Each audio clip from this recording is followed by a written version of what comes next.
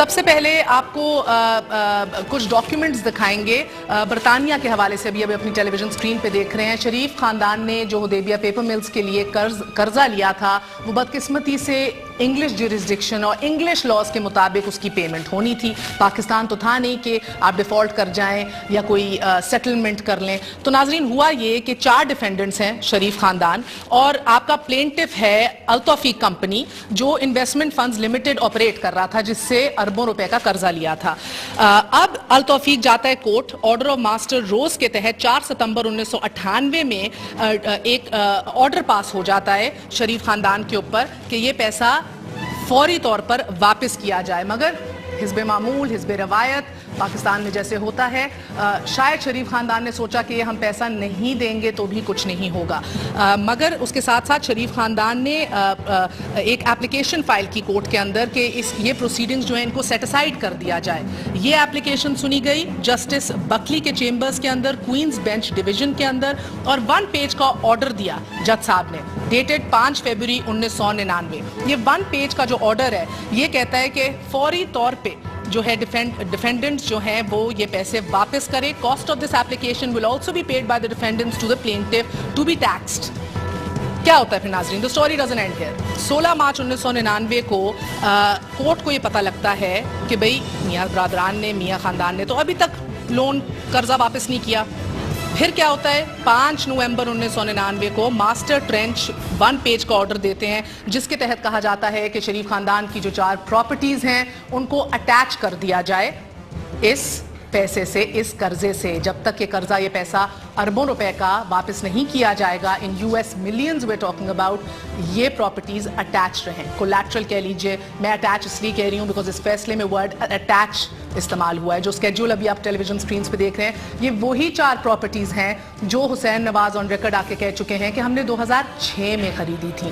یہ how ever فیصلہ کب کا ہے؟ یہ فیصلہ ہے 5 نومبر 1999. مطلب کہ میاں صاحب کی حکومت چلی گئی تھی, یہ ایگزائل میں تھے, انہوں نے اس کے بعد یہ پیسہ دیا. بالکل برعکس اس کے جو یہ فرما رہے تھے کہ ایگزائل کے بعد we were left to 0, پیسہ ہی کوئی نہیں تھا, سب کچھ بیٹھ گیا تھا. یہ اربوں روپے کا پیسہ تب ادا کیا گیا. سو ایک پوائنٹ اسٹیبلش ہوتا ہے کہ یہ 90s میں پراپرٹی شریف خاندان کے پاس تھی. مگر دوسرا اہم پوائنٹ, یہ کیوں ضروری ہے؟ ضروری اس لیے کیونکہ اگر آپ ٹیکس اتھارٹیز سے ریکارڈ نکالیں بڑے میاں صاحب کا اور چھوٹے میاں صاحب کا تو دل بڑا دکھے گا ہر پاکستانی کا. وہ اس لیے دکھے گا بیکاز برعکس اس کے کہ کروڑوں روپے ہم نے نیشنل کٹی کو دیے, حقیقت کچھ اور ہے. ہمیں جو بھی آپ ٹیلی ویژن سکرینز پہ دیکھ رہے ہیں, اگین ٹیکس اتھارٹیز کی اٹیسٹڈ کاپیز یہ بتاتی ہیں کہ نواز شریف صاحب نے 71 سے لے کے 80 تک منیمم کم سے کم انکم ٹیکس دیا 750 روپے, اور زیادہ سے زیادہ انکم ٹیکس دیا 2900 روپے. اب آ جائیے 80 کی دہائی میں, 81 to 89 میاں صاحب نے کم سے کم ٹیکس ادا کیا 5100 روپے. زیادہ سے زیادہ میاں صاحب نے 81 to 89 جو بگسٹ اماؤنٹ تھی جو ٹیکس میں دی وہ تھی 2,40,000. اب آ جائیے 90 کی دہائی میں. 90 کی دہائی میں 90 to 94 یہ ریکارڈ ہمیں دکھاتا ہے کہ کم سے کم میاں صاحب نے, نواز شریف صاحب نے 2600 روپے ٹیکس دیا, اور زیادہ سے زیادہ 1,52,000 ٹیکس ادا کیا. اس کے بعد ٹیکس ریکارڈ اویلیبل ہے نہیں, جلا وطن ہو جاتے ہیں. 99 to 2007 پھر میرے پاس 2011 کا اماؤنٹ ہے جو یہ ہمیں ڈاکیومنٹس بتا رہی ہیں. 2011 میں نواز شریف صاحب نے 2,50,000 روپے ٹیکس دیا. اب آ جائیے چھوٹے میاں صاحب پہ. شہباز شریف صاحب نے 71 to 81 1971 to 1981 انکم ٹیکس کم سے کم دیا 270 روپے, 270 روپیز. زیادہ سے زیادہ دیا 7,000 روپے. اس کے بعد 81 to 89 80 کی دہائی میں آ جائیے. شہباز شریف صاحب نے کم سے کم ٹیکس دیا 13,900 روپے ان 10 سالوں میں. زیادہ سے زیادہ ٹیکس دیا 1,80,000 روپے کے تقریباً, میکسیمم 1,86,000. اب آ جائیے 90 کی دہائی میں, بات ہو رہی ہے شہباز شریف صاحب کی.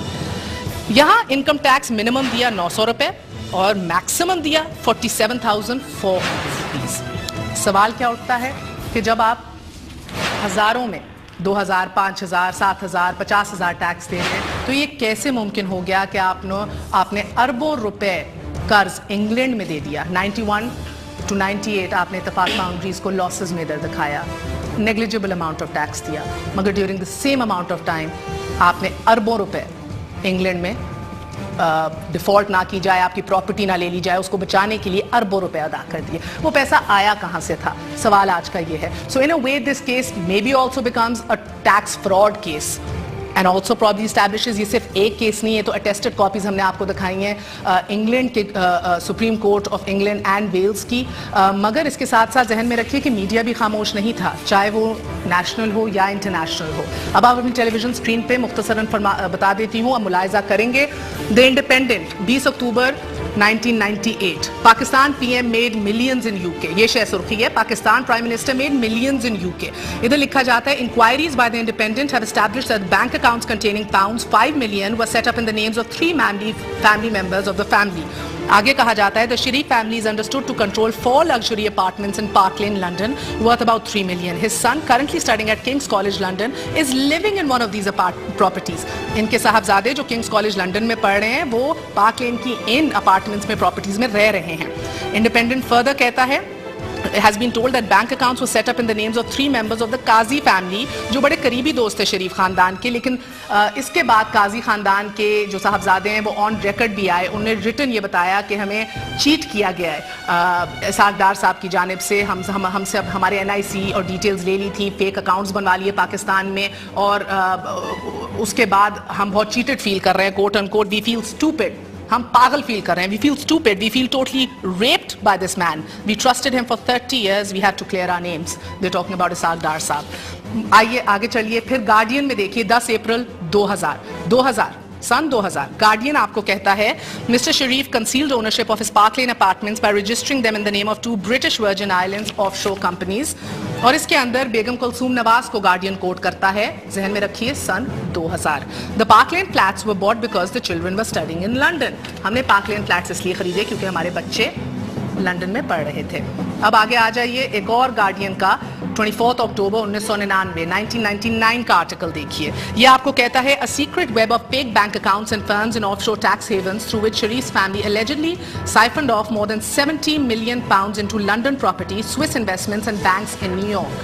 ये आपको दीगर इन्हीं अपार्टमेंट्स के हवाले से इशारा देता है। अब आप एक किताब भी देख रहे होंगे अपनी टेलीविजन स्क्रीन पे, ये किताब लिखी गई रेमंड बेकर की, dirty money and how to renew the free market system.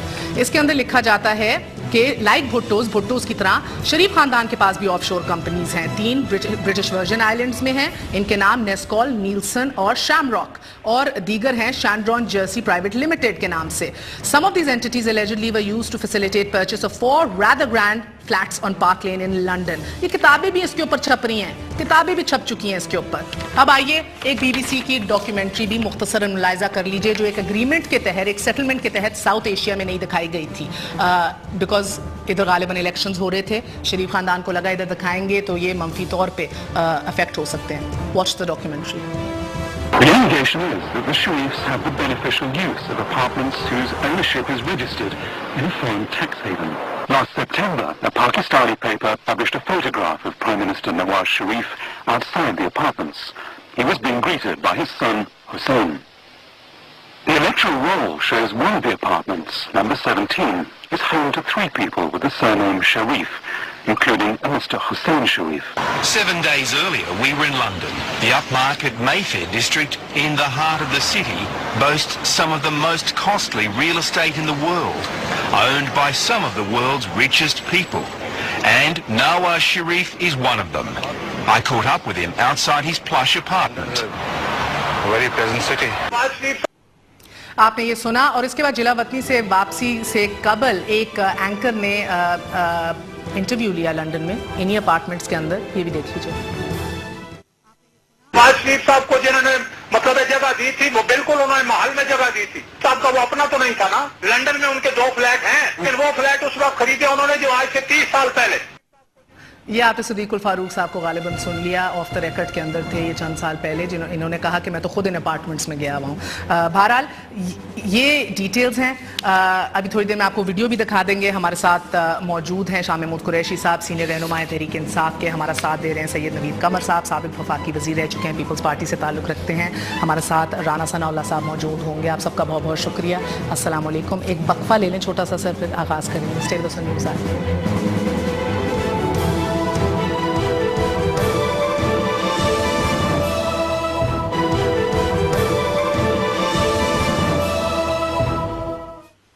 واپس آنے کا شکریہ. Welcome once again to News I. ہمارے ساتھ شاہ محمود قریشی صاحب، نوید قمر صاحب اور رانا ثناء اللہ صاحب موجود ہیں. آپ سب کا بہت بہت شکریہ. السلام علیکم. قریشی صاحب آپ سے آغاز کروں گی.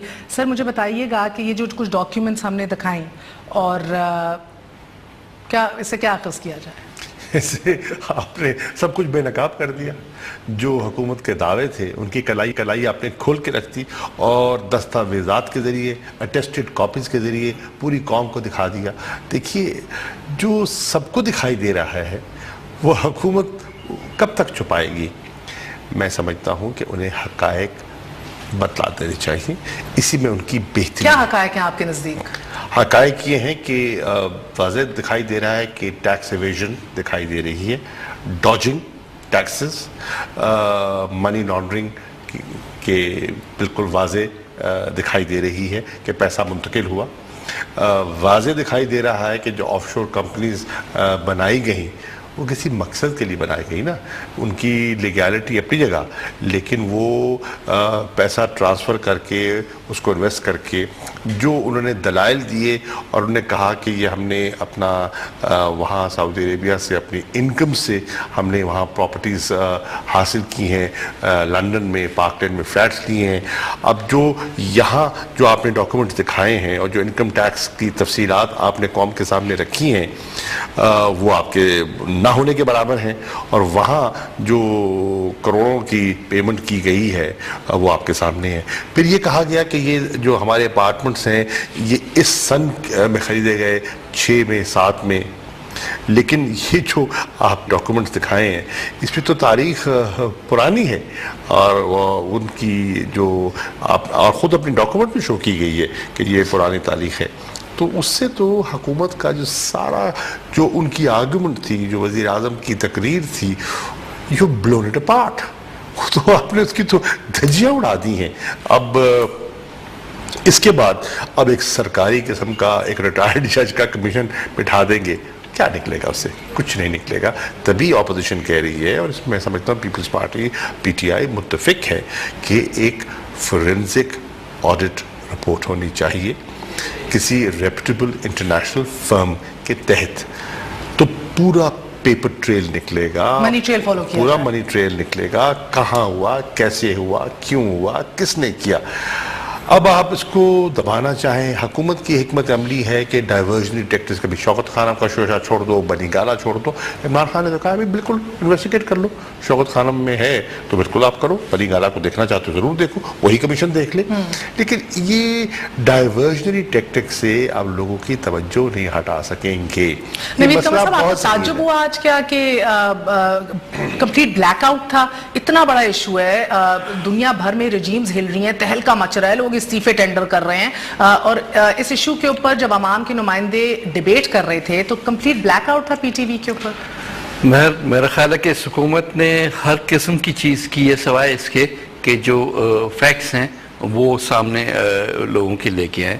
یہ شاید آپ کو علم نہیں ہوگا کہ جب آج بزنس ایڈوائزری کمیٹی کی میٹنگ ہوئی تھی، اس میں موڈیلٹیز طے ہونی تھی آج کی ڈیبیٹ کی، تو حکومت نے ٹوٹل ہی ریفیوز کر دیا کہ جی یہ ڈیبیٹ تو اس ہاؤس میں ہو ہی نہیں سکتی.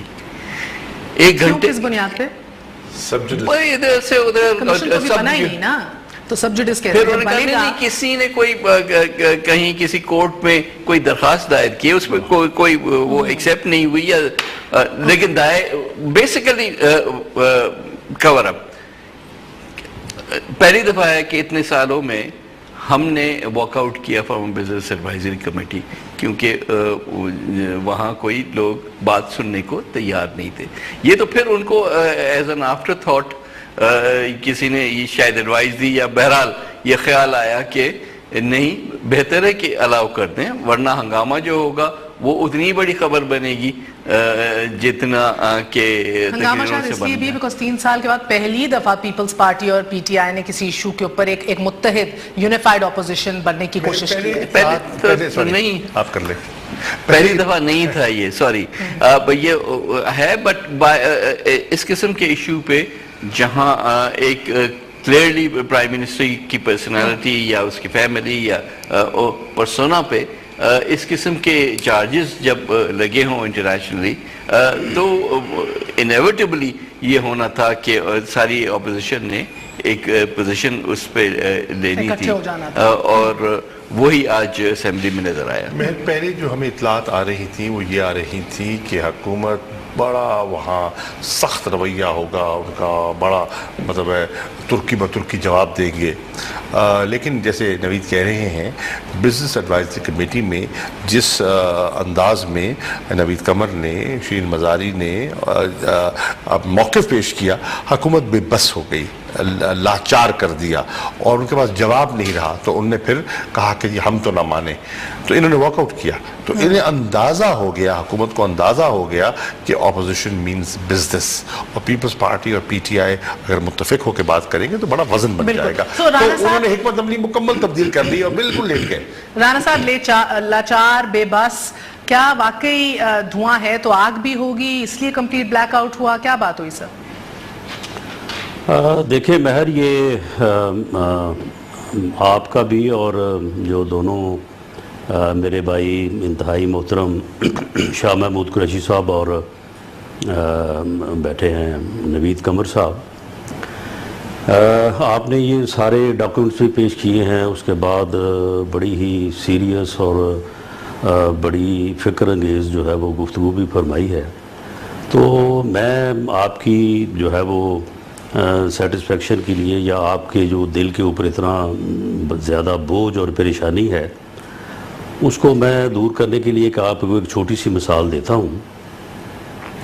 یہ 99 میں کو آج سے تقریباً کو 16-17 سال قبل، آپ تو شاید اس وقت میڈیا میں نہیں بلکہ آپ شاید کسی کالج میں یا اسکول میں آپ اسٹوڈنٹ ہوں گی، لیکن یہ میرے دونوں بھائی جو ہے یہ سیاست میں تھے.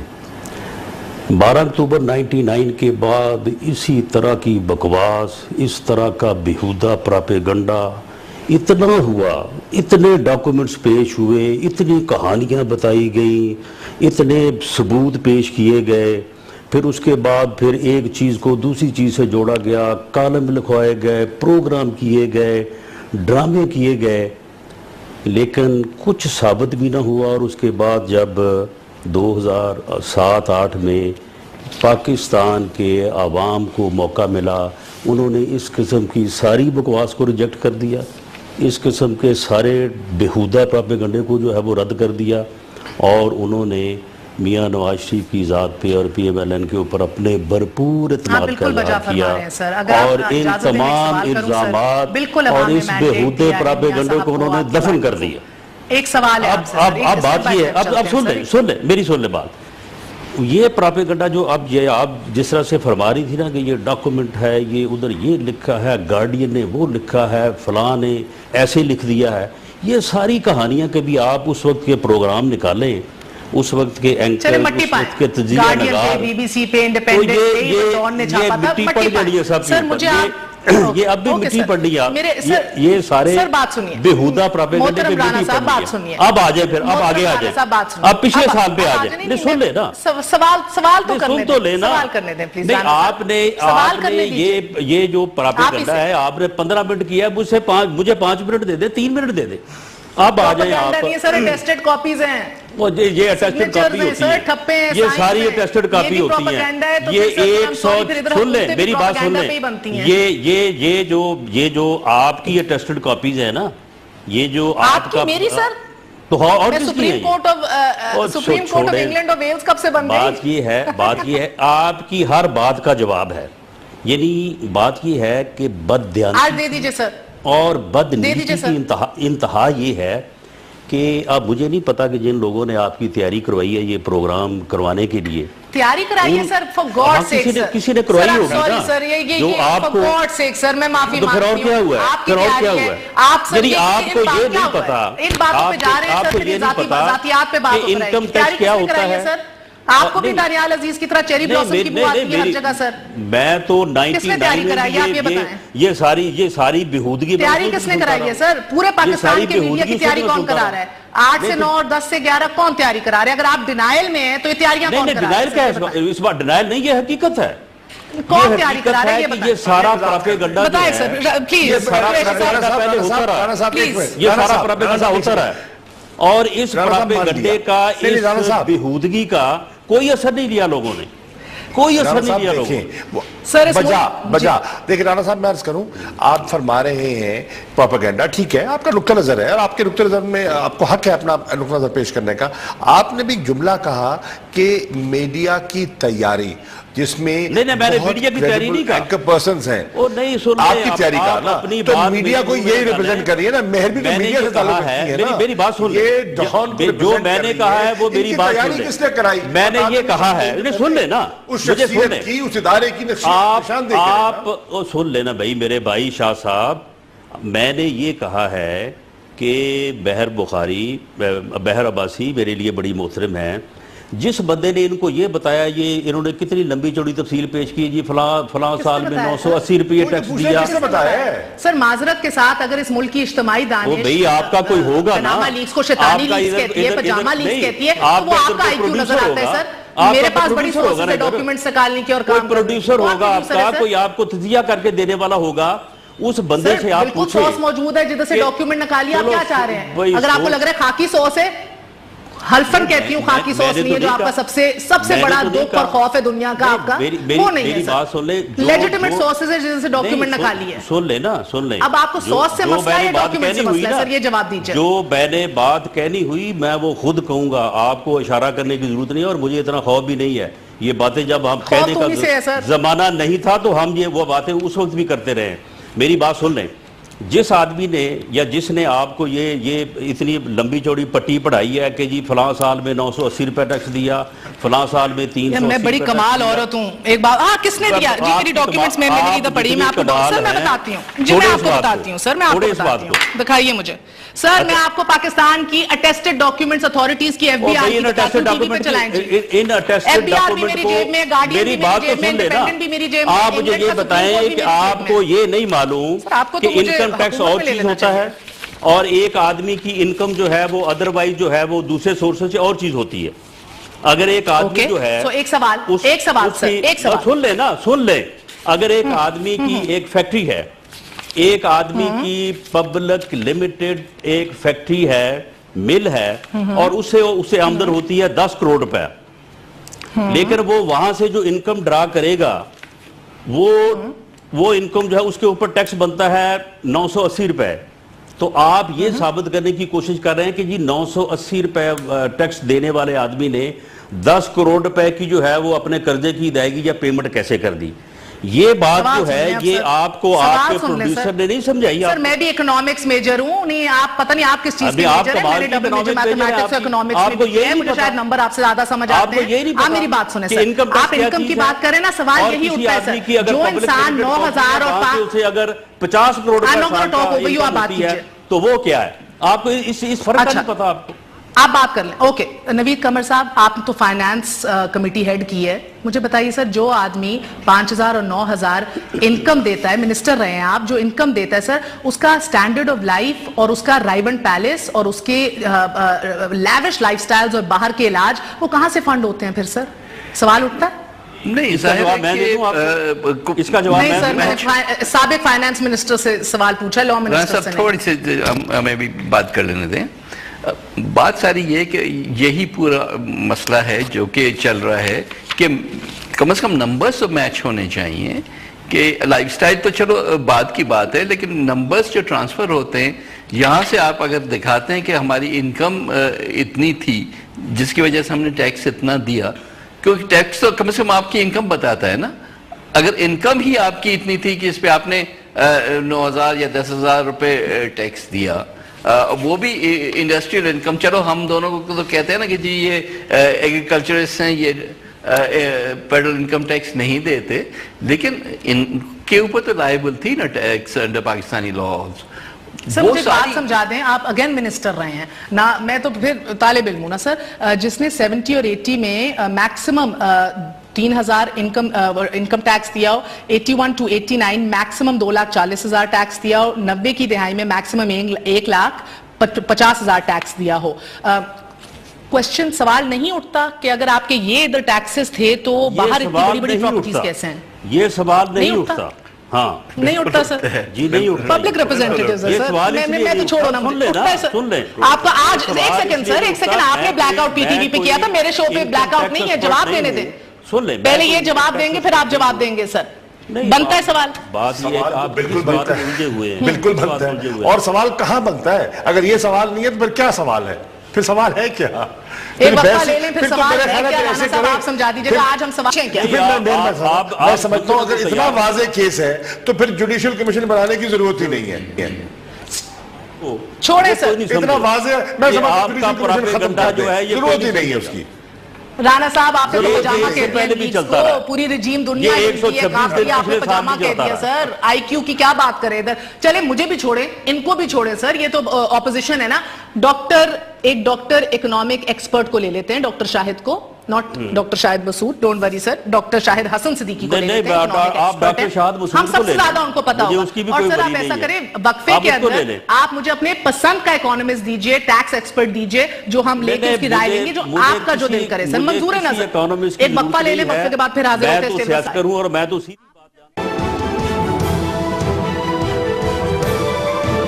Welcome once again to News I. So Rana صاحب نے لیکس کو پجامہ اور شیطانی کے بعد میری سورسز کو مشکوک قرار دے دیا اور کہا کہ پتہ نہیں جس نے بھی آپ کو پکڑایا ہے, irrespective جس نے بھی پکڑایا ہے, صحافی کبھی اپنی سورس نہیں بتاتا. I don't care about that, nobody should.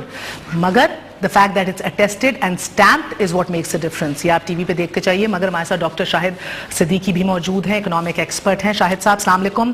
Doctor صاحب فرمائیے گا کہ جو شخصیت 80 کی دہائی میں 3,000, 90 کی دہائی میں میکسیمم 2,40,000 اور 90 کی دہائی میں میکسیمم 1,50,000 ٹیکس تھے, وہ لوور انکم ہے, مڈل انکم ہے, یا ہائر انکم کے اندر جاتے ہیں؟ Middle class, lower class, higher income bracket.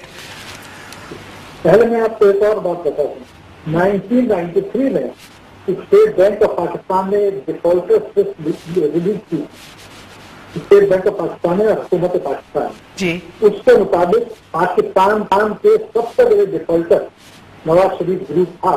یہ اسٹیٹ بینک کا کہنا ہے اور اس وقت کی حکومت کا کہنا ہے, اور انہوں نے بینکوں کے اسٹیٹمنٹ ہاتھ لگائے.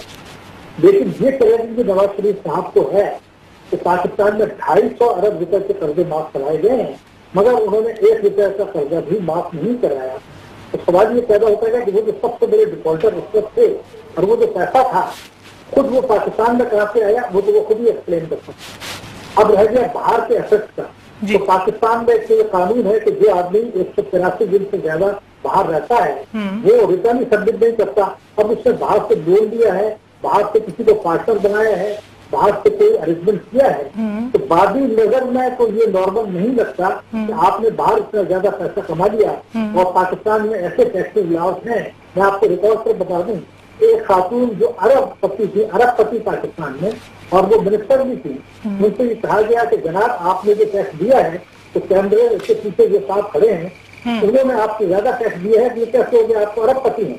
تو انہوں نے انگریزی میں کہا تھا I have paid the tax according to the law of the land, 16,000 روپے دیا. تو ایک تو پاکستان کے قوانین میں ایگزمپشنز ہیں, ٹیکس چوری ہوتی ہے, غلط کاری ہوتی ہے, پکڑا نہیں جاتا. تو باہر بھی جو اثر بنتے ہیں جب تک اس کی ڈیٹیل سامنے نہ آ جائے, اور یہاں انہوں نے کس طریقے سے کیا چیز دکھائی تھی وہ ہمیں نہیں پتا ہے. لیکن بازی نظر میں یہ ٹیکس ریڈیکولسلی لو ہے, یعنی انسانہ حد تک کم ہے. باہر جو اثاثے بنے وہ ایک حیران کن حد تک زیادہ ہیں. عام طور سے یہ نظر نہیں آتا کہ جنرل بزنس ٹرانزیکشن سے ہوں گی, لیکن جب تک اس کا پورا ان کی طرف سے ایکسپلینیشن اور ڈاکومنٹ نہ آ جائے. محترم ڈاکٹر صاحب, مجھے آپ کی کچھ سمجھ نہیں آ رہی, بہت ڈسٹورٹڈ آڈیو ہے, معذرت کرتی ہوں. We'll try to reconnect. Qureshi صاحب ٹیل می, خواجہ آصف نے آج جی ہو جائے گا. میں آپ کو یہی سمجھانے کی اور عرض کرنے کی کوشش کر رہا تھا کہ یہ آپ کس معاملے میں آپ جو الجھ چکی ہیں, آپ ان چیزوں میں نہ الجھے، ان چیزوں میں پہلے بڑے الجھے رہے ہیں، 2 سال 3 سال لوگ رگے رہے، کچھ نہیں ملا ان کو.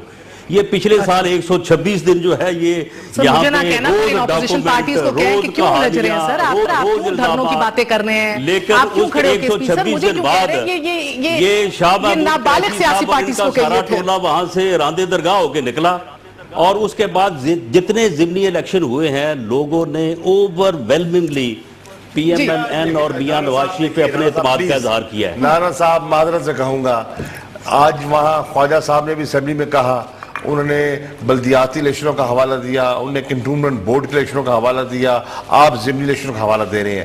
بھیا یہ ضمنی الیکشن اللہ نے آپ کو کامیابی چلے، مبارک ہو آپ کو. یہ وہ بحث نہیں ہے، یہ بحث ہے ٹیکس ایویژن کی، یہ بحث ہے چوری کی، یہ بحث ہے منی لانڈرنگ کی. یہ سیاسی طور پہ شکست خوردہ ہونے کے بعد نہیں کر رہا، اس طرح سے جو ہے وہ اپنے مخالف کو زیر کرنے کی کوشش ہے. یہ انتہائی یعنی گدیا ہتھ کنڈا ہے. یہ ہتھ کنڈے اس سے پہلے بھی استعمال ہوتے رہے ہیں.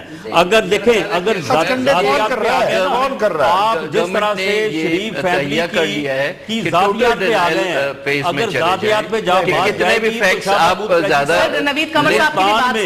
ملتان سے جو ہے وہ بہت کچھ نکل آئے گا جس کو آپ برداشت نہیں کر سکیں گے.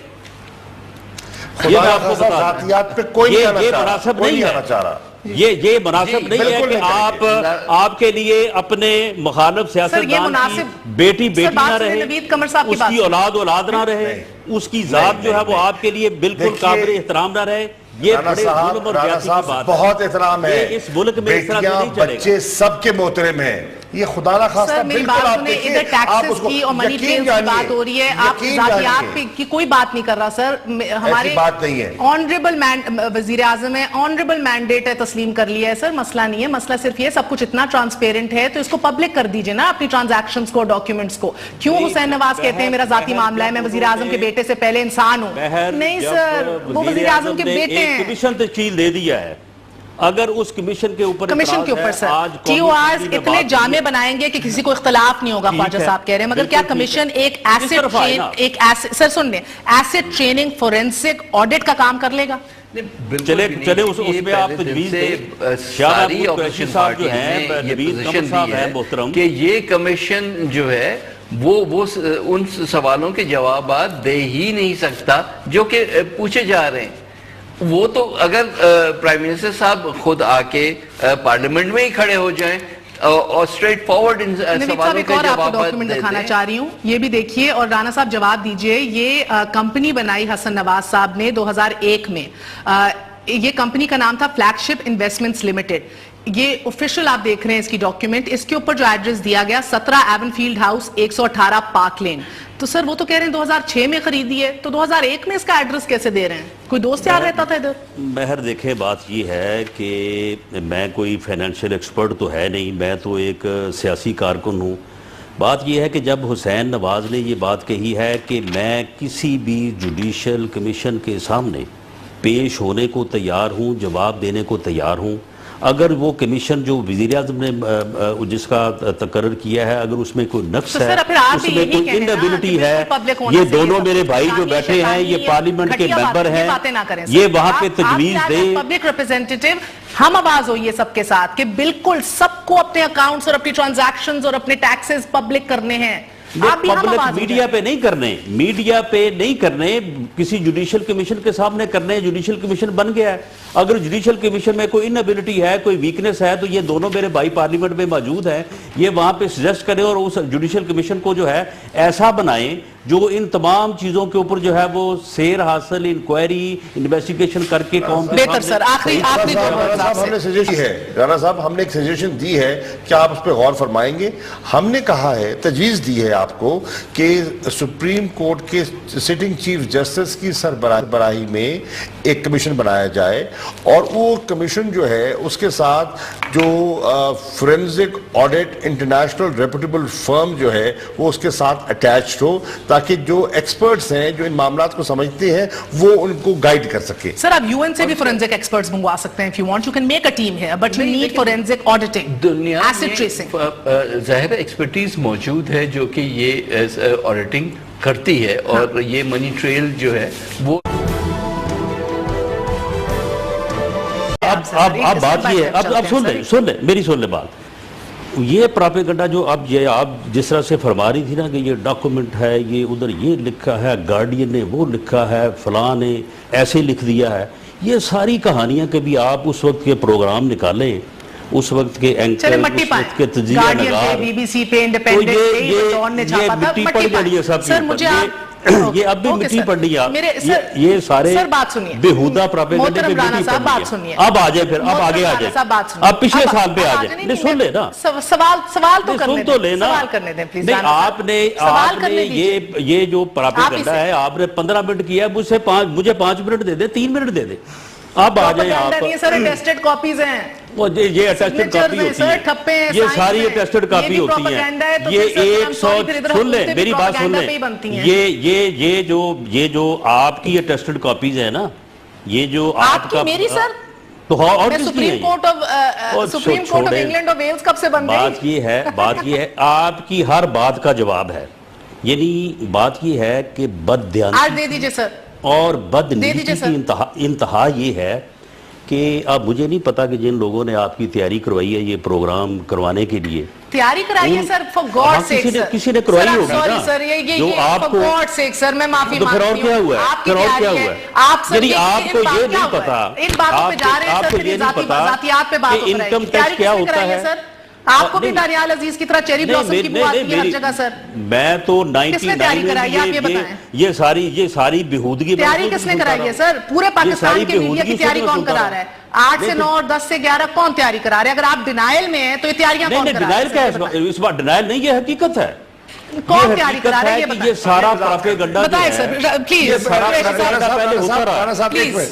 پراپیگنڈا ہوتا رہا ہے، اور اس پراپیگنڈے کا، اس بہودگی کا کوئی اثر نہیں لیا لوگوں نے، کوئی اثر نہیں لیا لوگوں نے۔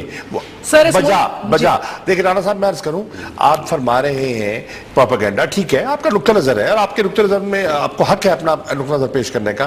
آپ نے بھی جملہ کہا کہ میڈیا کی تیاری جس میں نہیں میں نے میڈیا کی تیاری نہیں کہا، اینکر پرسنز ہیں، آپ کی تیاری کہا نا، تو میڈیا کو یہی ریپرزینٹ کر رہی ہے نا، مہر بھی تو میڈیا سے تعلق رکھتی ہے نا، میری بات سن لیں، جو میں نے کہا ہے وہ میری بات سن لیں، کس نے کرائی؟ میں نے یہ کہا ہے، سن لیں نا، اس شخصیت کی، اس ادارے کی نشان دے آپ سن لینا بھائی میرے بھائی شاہ صاحب، میں نے یہ کہا ہے کہ بہر بخاری، بہر عباسی میرے لیے بڑی محترم ہیں، جس بندے نے ان کو یہ بتایا، یہ انہوں نے کتنی لمبی چوڑی تفصیل پیش کی، جی فلاں سال میں 980 روپے ٹیکس دیا، سر معذرت کے ساتھ اگر اس ملک کی اجتماعی دانش، وہ بھئی آپ کا کوئی ہوگا نا، پناما لیگز کو شیطانی لیگز کہتی ہے، پجامہ لیگز کہتی ہے، تو وہ آپ کا آئی کیوں نظر آتا ہے سر؟ میرے پاس بڑی سورسز ہے ڈاکیومنٹس نکالنے کی اور کام کرنے کی، کوئی پروڈیوسر ہوگا آپ کا، کوئی آپ کو تجزیہ کر کے دینے والا ہوگا، اس بندے سے آپ پوچھیں، بالکل سوس موجود ہے جدھر سے ڈاکیومنٹ نکالی، آپ کیا چاہ رہے ہیں؟ اگر آپ کو لگ رہا ہے خاکی سوس ہے، حلفن کہتی ہوں خاکی سوس نہیں ہے، جو آپ کا سب سے بڑا دکھ اور خوف ہے دنیا کا آپ کا، وہ نہیں ہے سر، لیجیٹیمیٹ سورسز ہے جن سے ڈاکیومنٹ نکالی ہے۔ سن لیں نا، سن لیں، اب آپ کو سورس سے مسئلہ ہے یا ڈاکیومنٹ سے مسئلہ ہے؟ سر یہ جواب دیجئے، جو میں نے بات کہنی ہوئی میں وہ خود کہوں گا، آپ کو اشارہ کرنے کی ضرورت نہیں ہے، اور مجھے اتنا خوف بھی نہیں ہے، یہ باتیں جب ہم کہنے کا زمانہ نہیں تھا تو ہم یہ وہ باتیں اس وقت بھی کرتے رہے ہیں۔ میری بات سن لیں، جس آدمی نے یا جس نے آپ کو یہ اتنی لمبی چوڑی پٹی پڑھائی ہے کہ جی فلاں سال میں 980 روپے ٹیکس دیا، فلاں سال میں 300، میں بڑی کمال عورت ہوں، ایک بات، ہاں کس نے دیا جی؟ میری ڈاکیومنٹس میں میری ادھر پڑھی، میں آپ کو سر میں بتاتی ہوں جی، میں آپ کو بتاتی ہوں سر، میں آپ کو بتاتی ہوں، دکھائیے مجھے سر، میں آپ کو پاکستان کی اٹیسٹڈ ڈاکیومنٹس اتھارٹیز کی ایف بی آر کی بتاتی ہوں، ٹی وی پہ چلائیں جی، ایف بی آر بھی میری جیب میں، گارڈین بھی میری جیب میں، انڈیپینڈنٹ بھی میری جیب میں، آپ مجھے یہ بتائیں کہ آپ کو یہ نہیں معلوم کہ انکم ٹیکس اور چیز ہوتا ہے اور ایک آدمی کی انکم جو ہے وہ ادروائز جو ہے وہ دوسرے سورسز سے اور چیز ہوتی ہے؟ اگر ایک آدمی جو ہے، ایک سوال سن لیں نا، سن لیں، اگر ایک آدمی کی ایک فیکٹری ہے، ایک آدمی کی پبلک لمیٹڈ ایک فیکٹری ہے، مل ہے، اور اسے آمدن ہوتی ہے 10 کروڑ روپے، لیکن وہ وہاں سے جو انکم ڈرا کرے گا وہ انکم جو ہے اس کے اوپر ٹیکس بنتا ہے 980 روپے، تو آپ یہ ثابت کرنے کی کوشش کر رہے ہیں کہ جی 980 روپے ٹیکس دینے والے آدمی نے 10 کروڑ روپے کی جو ہے وہ اپنے قرضے کی ادائیگی یا پیمنٹ کیسے کر دی؟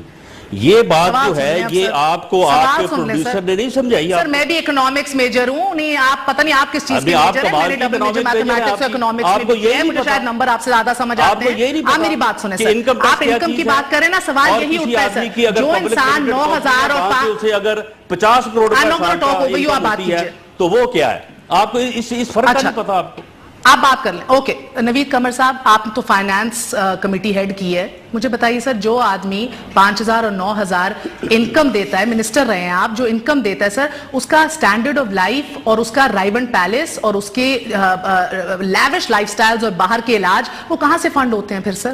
سوال اٹھتا ہے. نہیں, اس کا جواب نہیں سر, سابق فائنانس منسٹر سے سوال پوچھا, لا منسٹر سے. تھوڑی سی ہمیں بھی بات کر لینے دیں.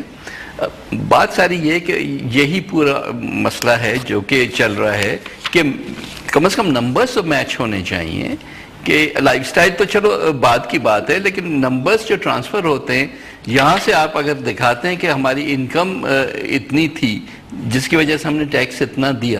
سب سے پہلے آپ کو کچھ ڈاکیومنٹس دکھائیں گے برطانیہ کے حوالے سے, ابھی اپنی ٹیلی ویژن سکرین پہ دیکھ رہے ہیں. شریف خاندان نے جو حدیبیہ پیپر ملز کے لیے قرضہ لیا تھا, وہ بدقسمتی سے انگلش جیورسڈکشن اور انگلش لاز کے مطابق اس کی پیمنٹ ہونی تھی. پاکستان تو تھا نہیں کہ آپ ڈیفالٹ کر جائیں یا کوئی سیٹلمنٹ کر لیں. تو ناظرین ہوا یہ کہ 4 ڈیفینڈنٹس ہیں شریف خاندان, اور آپ کا پلینٹف ہے التوفیق کمپنی, جو انویسٹمنٹ فنڈز لمیٹڈ آپریٹ کر رہا تھا, جس سے اربوں روپے کا قرضہ لیا تھا.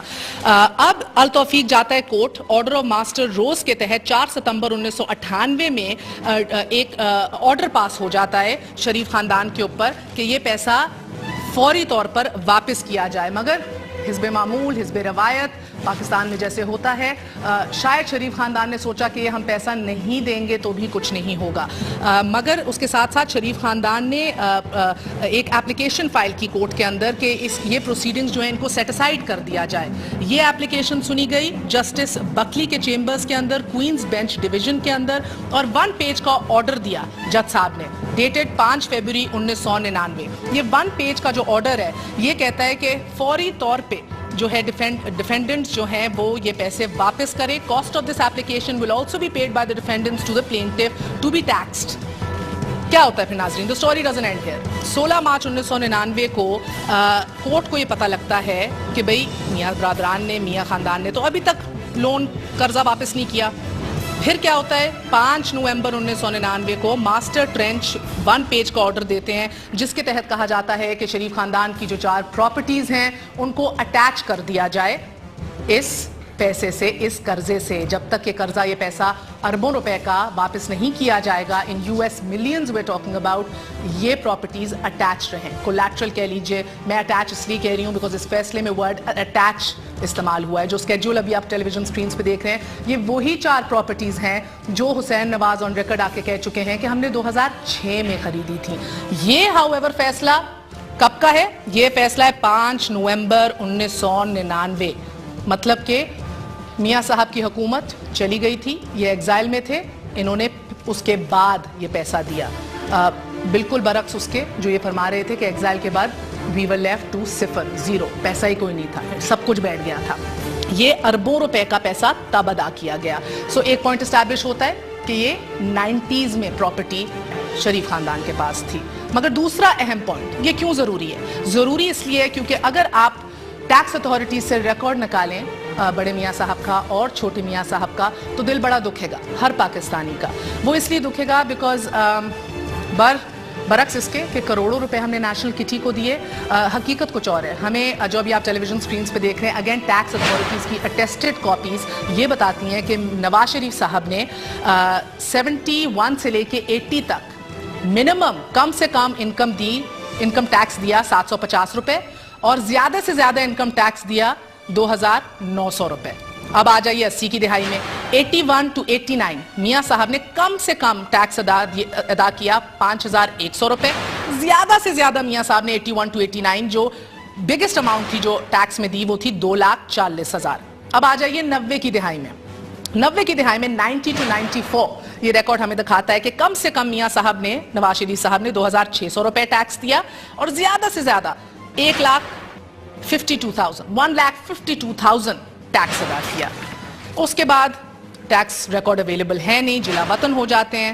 99 to 2007 پھر میرے پاس 2011 کا اماؤنٹ ہے جو یہ ہمیں ڈاکیومنٹس بتا رہی ہیں. 2011 میں نواز شریف صاحب نے 2,50,000 روپے ٹیکس دیا. اب آ جائیے چھوٹے میاں صاحب پہ. شہباز شریف صاحب نے 71 to 81 1971 to 1981 انکم ٹیکس کم سے کم دیا 270 روپے, 270 روپیز. زیادہ سے زیادہ دیا 7,000 روپے. اس کے بعد 81 to 89 80 کی دہائی میں آ جائیے. شہباز شریف صاحب نے کم سے کم ٹیکس دیا 13,900 روپے ان 10 سالوں میں. زیادہ سے زیادہ ٹیکس دیا 1,80,000 روپے کے تقریباً, میکسیمم 1,86,000. اب آ جائیے 90 کی دہائی میں, بات ہو رہی ہے شہباز شریف صاحب کی. یہاں انکم ٹیکس منیمم دیا 900 روپے اور میکسیمم دیا 47,400 روپیز. سوال کیا اٹھتا ہے کہ جب آپ ہزاروں میں 2,000, 5,000, 7,000, 50,000 ٹیکس دے رہے ہیں تو یہ کیسے ممکن ہو گیا کہ آپ نے اربوں روپے قرض انگلینڈ میں دے دیا. 91 to 98 آپ نے اتفاق باؤنڈریز کو لاسز میں در دکھایا, نیگلیجبل اماؤنٹ آف ٹیکس دیا, مگر during the same amount of time آپ نے اربوں روپے انگلینڈ میں ڈیفالٹ نہ کی جائے, آپ کی پراپرٹی نہ لے لی جائے, اس کو بچانے کے لیے اربوں روپے ادا کر دیے. وہ پیسہ آیا کہاں سے تھا, سوال آج کا یہ ہے. So in a way this case may be also becomes a tax fraud case and also probably establishes. یہ صرف ایک کیس نہیں ہے, تو اٹیسٹڈ کاپیز ہم نے آپ کو دکھائی ہیں انگلینڈ کے supreme court of England and Wales کی. مگر اس کے ساتھ ساتھ ذہن میں رکھیے کہ میڈیا بھی خاموش نہیں تھا, چاہے وہ نیشنل ہو یا انٹرنیشنل ہو. اب آپ اپنی ٹیلی ویژن اسکرین پہ مختصراً بتا دیتی ہوں, اب ملاحظہ کریں گے. The Independent 20 October 1998 Pakistan P M made millions in UK. یہ شے سرخی ہے, Pakistan prime minister made millions in UK.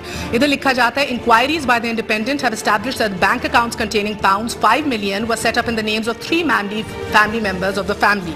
آگے کہا جاتا ہے the Sharif family is understood to control 4 luxury apartments in Park Lane, London worth about 3 million. His son currently studying at King's College, London is کیونکہ tax تو کم سے کم آپ کی income بتاتا ہے نا.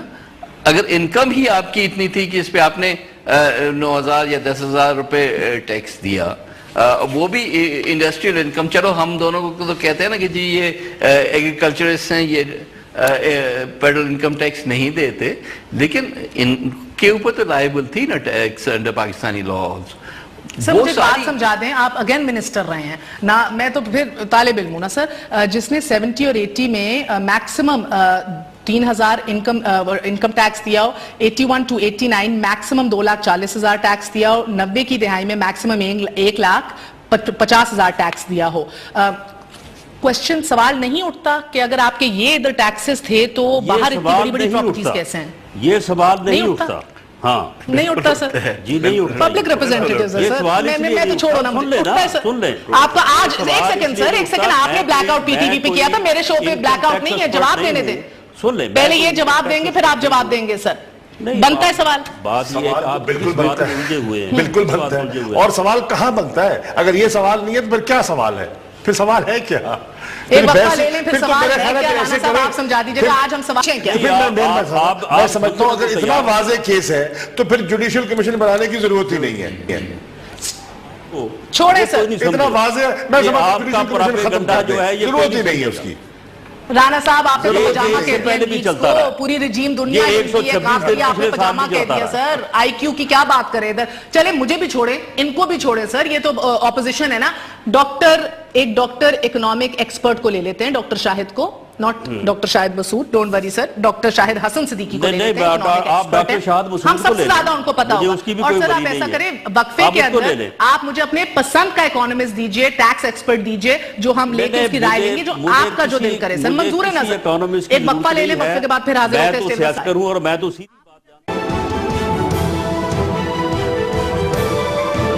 Welcome once again to News I. So Rana صاحب نے لیکس کو پجامہ اور شیطانی کے بعد میری سورسز کو مشکوک قرار دے دیا اور کہا کہ پتہ نہیں جس نے بھی آپ کو پکڑایا ہے, irrespective جس نے بھی پکڑایا ہے, صحافی کبھی اپنی سورس نہیں بتاتا. I don't care about that, nobody should. مگر the fact that it's attested and stamped is what makes a difference. یہ آپ ٹی وی پہ دیکھ کے چاہیے. مگر ہمارے ساتھ ڈاکٹر شاہد صدیقی بھی موجود ہیں, اکنامک ایکسپرٹ ہیں. شاہد صاحب السلام علیکم. ڈاکٹر صاحب فرمائیے گا کہ جو شخصیت 80 کی دہائی میں 3,000, 90 کی دہائی میں میکسیمم 2,40,000 اور 90 کی دہائی میں میکسیمم 1,50,000 ٹیکس تھے, وہ لوور انکم ہے, مڈل انکم ہے یا ہائر انکم کے اندر جاتے ہیں؟ Middle class, lower class, higher income bracket? पहले मैं आपको एक और बात बता दूं, 1993 में स्टेट बैंक ऑफ पाकिस्तान ने डिफॉल्टर रिलीज की, स्टेट बैंक ऑफ पाकिस्तान और हुकूमत पाकिस्तान जी, उसके मुताबिक पाकिस्तान के सबसे बड़े डिफॉल्टर नवाज शरीफ ग्रुप था, ये स्टेट बैंक का कहना है और उस वक्त की हुकूमत का कहना है, और उन्होंने बैंकों के स्टेटमेंट साथ लगाए। लेकिन ये क्रेडिट भी नवाज शरीफ साहब को है कि पाकिस्तान में 250 अरब रुपए के कर्जे माफ कराए गए हैं, मगर उन्होंने 1 रुपए का कर्जा भी माफ नहीं कराया। तो सवाल ये पैदा होता है कि वो जो सबसे बड़े डिफॉल्टर उस वक्त थे और वो जो पैसा था खुद वो पाकिस्तान में कहाँ से आया, वो तो वो खुद ही एक्सप्लेन कर सकते। अब रह गया बाहर के एसेट्स का, तो पाकिस्तान में एक कानून है कि जो आदमी 183 दिन से ज्यादा बाहर रहता है वो रिटर्न ही सबमिट नहीं करता। अब उसने बाहर से लोन लिया है, बाहर से किसी को पार्टनर बनाया है, बाहर से कोई अरेंजमेंट किया है, तो बादी नजर में तो ये नॉर्मल नहीं लगता कि आपने बाहर इतना ज्यादा पैसा कमा लिया और पाकिस्तान में ऐसे टैक्सेस लॉस हैं। मैं आपको रिकॉर्ड पर बता दूं, एक खातून जो अरबपति थी, अरबपति पाकिस्तान में, और वो मिनिस्टर भी थी, उनसे ये कहा गया कि जनाब आपने जो टैक्स दिया है, तो कैमरे के पीछे जो साहब खड़े हैं उन्होंने आपको ज्यादा टैक्स दिया है, ये कैसे हो गया, आपको अरबपति हैं। तो उन्होंने अंग्रेजी में कहा था, I have paid the tax according to the law of the land, 16,000 रुपए दिए। तो एक तो पाकिस्तान के कवानीन में एग्जेम्पशंस हैं, टैक्स चोरी होती है, हलफकारी होती है, पकड़ा नहीं जाता। तो बाहर भी जो अफसर बनते हैं, जब तक उसकी डिटेल सामने न आ जाए, और यहाँ उन्होंने किस तरीके से क्या चीज दिखाई थी वो हमें नहीं पता है। लेकिन बाकी नजर में ये टैक्स रिडिकुलसली लो है, यानी इंसाना हद तक कम है। बाहर जो असासे बने वो एक हैरानकुन हद तक ज्यादा है। आमतौर से ये नजर नहीं आता कि जेन्युइन बिजनेस ट्रांजेक्शन से होंगी, लेकिन जब तक इसका पूरा उनकी तरफ से एक्सप्लेनेशन और डॉक्यूमेंट ना आ जाए। मोहतरम डॉक्टर साहब, मुझे आपकी कुछ समझ नहीं आ रही, बहुत डिस्टॉर्टेड ऑडियो है, माजरत करती हूँ, we'll try to reconnect. Qureshi साहब टेल मी, ख्वाजा आसिफ ने आज जी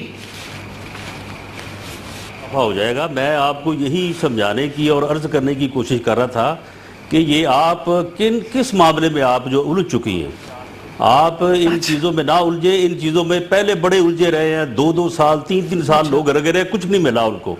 ये पिछले साल 126 दिन जो है ये यहाँ पे ऑपोजिशन पार्टीज को कहें कि क्यों उलझ रहे हैं सर, आप क्यों धरनों की बातें करने हैं, लेकिन आप क्यों खड़े होकर 126 दिन बाद ये शाहबाग नाबालिग सियासी पार्टीज को सारा टोला वहां से रांदे दरगाह होके निकला, और उसके बाद जितने जिमनी इलेक्शन हुए हैं लोगों ने ओवरवेलमिंगली PMMN और मियां नवाज शरीफ पे अपने एतमाद का इजहार किया है। नाना साहब मादरत से कहूंगा, आज वहाँ ख्वाजा साहब ने भी असेंबली में कहा, उन्होंने बल्दियाती इलेक्शनों का हवाला दिया, उन्होंने कंटोनमेंट बोर्ड के इलेक्शनों का हवाला दिया, आप ज़िमनी इलेक्शनों का हवाला दे रहे हैं। भैया ये ज़िमनी इलेक्शन अल्लाह ने आपको कामयाबी चले, मुबारक हो आपको। ये वो बहस नहीं है, ये बहस है टैक्स एवेजन की, ये बहस है चोरी की, ये पैक्स नहीं शो की गई है कि ये पुरानी तारीख है।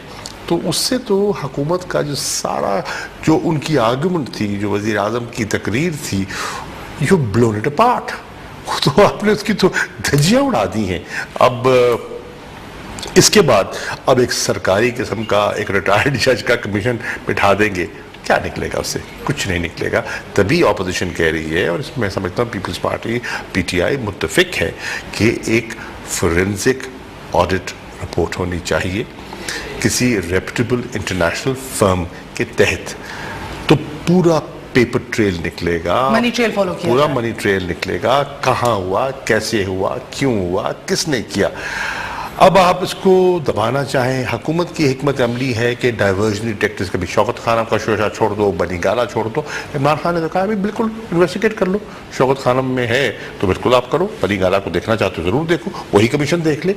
लेकिन ये डाइवर्जनरी टैक्टिक्स से आप लोगों की तवज्जो नहीं हटा सकेंगे। ताज्जुब हुआ आज क्या कि कंप्लीट ब्लैकआउट था, इतना बड़ा इशू है, दुनिया भर में रिजीम्स हिल रही हैं, तहलका मच रहा है, लोग इस्तीफे टेंडर कर रहे हैं, और इस इशू के ऊपर जब अवाम के नुमाइंदे डिबेट कर रहे थे तो कंप्लीट ब्लैकआउट था PTV के ऊपर। मेरा ख्याल है कि हुकूमत ने हर किस्म की चीज़ की है सिवाय इसके कि जो फैक्ट्स हैं वो सामने लोगों के लेके आए। ये शायद आपको इल्म नहीं होगा कि जब आज बिजनेस एडवाइजरी कमेटी की मीटिंग हुई थी اس میں موڈیلٹیز طے ہونی تھی آج کی ڈیبیٹ کی تو حکومت نے ٹوٹل ہی ریفیوز کر دیا کہ جی یہ ڈیبیٹ تو اس ہاؤس میں ہو ہی نہیں سکتی. 1 گھنٹے کس بنیاد پہ؟ ادھر سے ادھر بنا ہی نہیں نا, تو سب جوڈس پھر انہوں نے کہا نہیں کسی نے کوئی کہیں کسی کورٹ میں کوئی درخواست دائر کی, اس میں کوئی وہ ایکسیپٹ نہیں ہوئی, لیکن بیسیکلی کور اپ. پہلی دفعہ ہے کہ اتنے سالوں میں ہم نے واک آؤٹ کیا فرام بزنس ایڈوائزری کمیٹی, کیونکہ وہاں کوئی لوگ بات سننے کو تیار نہیں تھے. یہ تو پھر ان کو ایز این آفٹر تھاٹ کسی نے یہ شاید ایڈوائز دی, یا بہرحال یہ خیال آیا کہ نہیں بہتر ہے کہ الاؤ کر دیں, ورنہ ہنگامہ جو ہوگا وہ اتنی بڑی خبر بنے گی جتنا کہ ہنگامہ شاید اس لیے بھی بیکاز 3 سال کے بعد پہلی دفعہ پیپلز پارٹی اور پی ٹی آئی نے کسی ایشو کے اوپر ایک متحد یونیفائڈ اپوزیشن بننے کی کوشش کی. نہیں آپ کر لیں, پہلی دفعہ نہیں تھا یہ, سوری یہ ہے, بٹ اس قسم کے ایشو پہ جہاں ایک کلیئرلی پرائم منسٹر کی پرسنالٹی یا اس کی فیملی یا پرسونا پہ اس قسم کے چارجز جب لگے ہوں انٹرنیشنلی, تو انیویٹیبلی یہ ہونا تھا کہ ساری اپوزیشن نے ایک پوزیشن اس پہ لینی تھی, اور وہی آج اسمبلی میں نظر آیا. پہلے جو ہمیں اطلاعات آ رہی تھیں وہ یہ آ رہی تھی کہ حکومت بڑا وہاں سخت رویہ ہوگا, ان کا بڑا مطلب ہے ترکی بترکی جواب دیں گے, لیکن جیسے نوید کہہ رہے ہیں بزنس ایڈوائزری کمیٹی میں جس انداز میں نوید قمر نے, شیرین مزاری نے موقف پیش کیا, حکومت بے بس ہو گئی, لاچار کر دیا, اور ان کے پاس جواب نہیں رہا, تو انہوں نے پھر کہا کہ یہ ہم تو نہ مانیں, تو انہوں نے واک آؤٹ کیا. تو انہیں اندازہ ہو گیا, حکومت کو اندازہ ہو گیا کہ اپوزیشن مینز بزنس, اور پیپلز پارٹی اور پی ٹی آئی اگر متفق ہو کے بات کریں گے تو بڑا وزن بن جائے گا. تو انہوں نے حکمت عملی مکمل تبدیل کر دی اور بالکل لیٹ گئے. رانا صاحب, لاچار, بے بس, کیا واقعی دھواں ہے تو آگ بھی ہوگی, اس لیے کمپلیٹ بلیک آؤٹ ہوا, کیا بات ہوئی سر؟ دیکھیں مہر, یہ آپ کا بھی اور جو دونوں میرے بھائی انتہائی محترم شاہ محمود قریشی صاحب اور بیٹھے ہیں نوید قمر صاحب, آپ نے یہ سارے ڈاکیومنٹس بھی پیش کیے ہیں, اس کے بعد بڑی ہی سیریس اور بڑی فکر انگیز جو ہے وہ گفتگو بھی فرمائی ہے. تو میں آپ کی جو ہے وہ سیٹسفیکشن کے لیے, یا آپ کے جو دل کے اوپر اتنا زیادہ بوجھ اور پریشانی ہے, اس کو میں دور کرنے کے لیے کہ آپ کو ایک چھوٹی سی مثال دیتا ہوں. یہ 99 میں کو آج سے تقریباً کو 16-17 سال قبل, آپ تو شاید اس وقت میڈیا میں نہیں بلکہ آپ شاید کسی کالج میں یا اسکول میں آپ اسٹوڈنٹ ہوں گی, لیکن یہ میرے دونوں بھائی جو ہے یہ سیاست میں تھے. 12 اکتوبر 99 کے بعد اسی طرح کی بکواس, اس طرح کا بیہودہ پراپیگنڈا اتنا ہوا, اتنے ڈاکومنٹس پیش ہوئے, اتنی کہانیاں بتائی گئیں, اتنے ثبوت پیش کیے گئے, پھر اس کے بعد پھر ایک چیز کو دوسری چیز سے جوڑا گیا, کالم لکھوائے گئے, پروگرام کیے گئے, ڈرامے کیے گئے, لیکن کچھ ثابت بھی نہ ہوا. اور اس کے بعد جب 2007-8 میں پاکستان کے عوام کو موقع ملا, انہوں نے اس قسم کی ساری بکواس کو ریجیکٹ کر دیا, اس قسم کے سارے بیہودہ پراپیگنڈے کو جو ہے وہ رد کر دیا, اور انہوں نے میاں نواز شریف کی ذات پہ اور پی ایم ایل این کے اوپر اپنے بھرپور اعتماد کا اظہار کیا, اور ان تمام الزامات اور اس بیہودے پراپیگنڈے کو انہوں نے دفن کر دیا. ایک سوال, living in one of these properties, ان کے صاحبزادے جو کنگز کالج لنڈن میں پڑھ رہے ہیں وہ پارک لین کی ان اپارٹمنٹس میں پراپرٹیز میں رہ رہے ہیں. انڈیپینڈنٹ فردر کہتا ہے it has been told that bank accounts were set up in the names of 3 members of the Qazi family جو بڑے قریبی دوست ہیں شریف خاندان کے, لیکن اس کے بعد قاضی خاندان کے جو صاحبزادے ہیں وہ آن ریکارڈ بھی آئے, انہوں نے ریٹن یہ بتایا کہ ہمیں چیٹ کیا گیا ہے, اسحاق ڈار صاحب کی جانب سے ہم سے ہمارے NIC اور ڈیٹیلز لے لی تھی, فیک اکاؤنٹس بنوا لیے پاکستان میں, اور اس کے بعد ہم بہت چیٹڈ فیل کر رہے ہیں, کوٹ ان کوٹ وی فیل اسٹوپڈ. ہم پاگل فیل کر رہے ہیں. We feel stupid. We feel totally raped by this man. We trusted him for 30 years. We had to clear our names. They're talking about Isaaq Dar صاحب. آئیے آگے چلیے. پھر گارڈین میں دیکھیے 10 اپریل 2000 سن 2000 گارڈین آپ کو کہتا ہے mister Sharif concealed ownership of his Park Lane apartments by registering them in the name of 2 British Virgin Islands offshore companies. اور اس کے اندر بیگم کلثوم نواز کو گارڈین کوٹ کرتا ہے, ذہن میں رکھیے, سن 2000. The Park Lane flats were bought because the children were studying in London. ہم نے پارک لین فلیٹس اس لیے خریدے کیونکہ ہمارے بچے لنڈن میں پڑھ رہے تھے. اب آگے آ جائیے ایک اور گارڈین کا 24 اکتوبر 1999 کا آرٹیکل دیکھیے. یہ آپ کو کہتا ہے a secret web of fake bank accounts and funds in offshore tax havens through which Sharif's family allegedly siphoned off more than 70 million pounds into London property, Swiss investments and banks in New York. یہ آپ کو دیگر انہی apartments کے حوالے سے اشارہ دیتا ہے.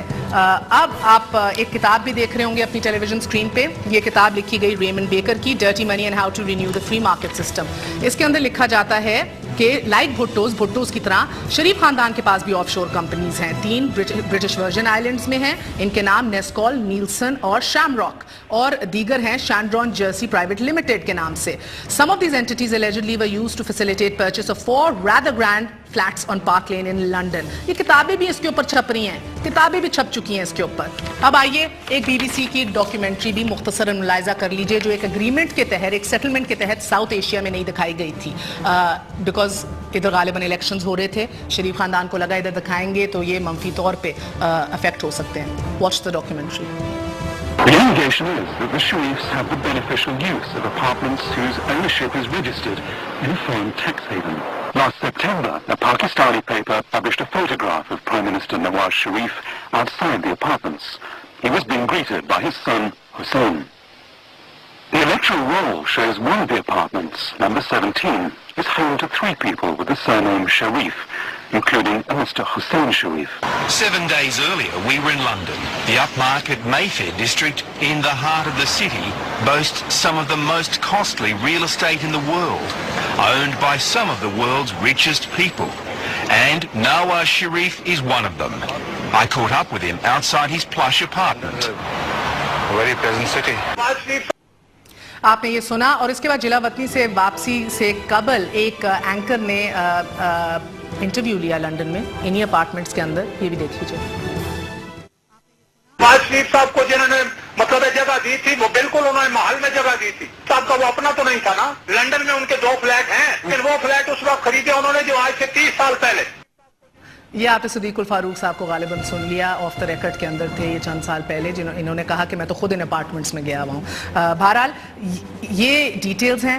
ابھی تھوڑی دیر میں آپ کو ویڈیو بھی دکھا دیں گے. ہمارے ساتھ موجود ہیں شاہ محمود قریشی صاحب, سینئر رہنمائے تحریک انصاف کے, ہمارا ساتھ دے رہے ہیں سید نوید قمر صاحب, سابق وفاقی وزیر رہ چکے ہیں, پیپلز پارٹی سے تعلق رکھتے ہیں. ہمارے ساتھ رانا ثناء اللہ صاحب موجود ہوں گے. آپ سب کا بہت بہت شکریہ. السلام علیکم. ایک وقفہ لے لیں چھوٹا سا سر, پھر آغاز کریں گے. Stay with news.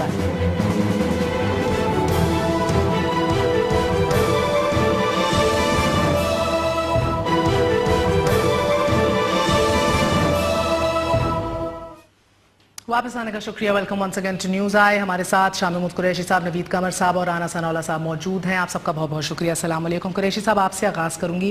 سر مجھے بتائیے گا کہ یہ جو کچھ ڈاکیومنٹس ہم نے دکھائیں اور کیا اس سے کیا اخذ کیا جائے؟ اسے آپ نے سب کچھ بے نقاب کر دیا. جو حکومت کے دعوے تھے ان کی کلائی آپ نے کھول کے رکھ دی اور دستاویزات کے ذریعے, اٹیسٹڈ کاپیز کے ذریعے پوری قوم کو دکھا دیا. دیکھیے جو سب کو دکھائی دے رہا ہے وہ حکومت کب تک چھپائے گی؟ میں سمجھتا ہوں کہ انہیں حقائق بتلا دینے چاہیے. اسی میں ان کی بہتری. کیا حقائق ہیں آپ کے نزدیک؟ حقائق یہ ہیں کہ واضح دکھائی دے رہا ہے کہ ٹیکس ایویژن دکھائی دے رہی ہے, ڈاجنگ ٹیکسز, منی لانڈرنگ کے بالکل واضح دکھائی دے رہی ہے کہ پیسہ منتقل ہوا. واضح دکھائی دے رہا ہے کہ جو آف شور کمپنیز بنائی گئیں وہ کسی مقصد کے لیے بنائی گئی نا. ان کی لیگیلٹی اپنی جگہ, لیکن وہ پیسہ ٹرانسفر کر کے اس کو انویسٹ کر کے جو انہوں نے دلائل دیے اور انہوں نے کہا کہ یہ ہم نے اپنا وہاں سعودی عربیہ سے اپنی انکم سے ہم نے وہاں پراپرٹیز حاصل کی ہیں, لندن میں پارک لینڈ میں فلیٹس لیے ہیں. اب جو یہاں جو آپ نے ڈاکومنٹس دکھائے ہیں اور جو انکم ٹیکس کی تفصیلات آپ نے قوم کے سامنے رکھی ہیں وہ آپ کے نہ ہونے کے برابر ہیں, اور وہاں جو کروڑوں کی پیمنٹ کی گئی ہے وہ آپ کے سامنے ہے.